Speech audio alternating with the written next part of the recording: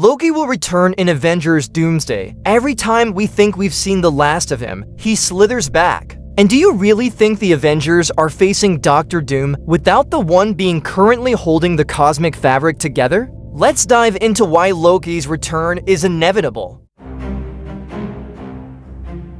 Let's talk about that Season 2 ending. Loki sitting on a throne for eternity, holding infinite timelines together. Beautiful, tragic, poetic. But since when has Loki ever stayed where he's supposed to? This is the guy who faked his death so many times it became a drinking game. That throne isn't a sacrifice, it's an upgrade. He sees everything, knows everything, feels every timeline in real time. The TVA still exists, Mobius and crew are still managing timelines, which means Loki's delegating. And when Doom comes knocking, ready to tear down reality, that's when middle management calls the boss. You can't fight a multiversal war from a throne, you need horns in the battle.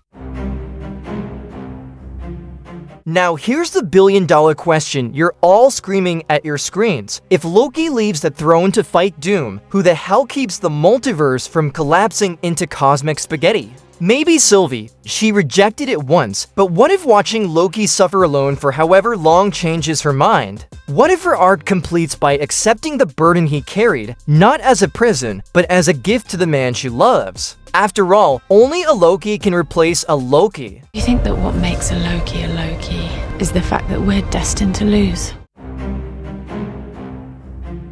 Dr. Doom doesn't just want one universe, he wants them all. His master plan requires messing with the timeline structure, the very structure Loki is babysitting. And here's what makes this delicious. Loki and Doom are mirrors, both green. Both brilliant strategists who believe they're the only ones smart enough to save everyone. The difference, Doom uses science and sorcery to dominate. Loki uses chaos and charm to survive.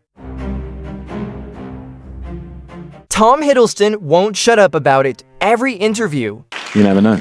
Marvel didn't spend 2 seasons giving him the most satisfying arc just to bench him for the biggest event since Endgame. The TVA is still active, which we saw in Deadpool and Wolverine movie, and will absolutely show up in Doomsday. If they're there, Loki's presence is inevitable. Plus, the Thor connection, the brothers reuniting as equals who've both earned their glorious purpose, that's box office gold. And here's the kicker, Doomsday is just set up for Secret Wars. Comic Secret Wars is about reality restructuring and cosmic entities fighting for control. The guy literally holding the multiverse together is perfectly positioned for that.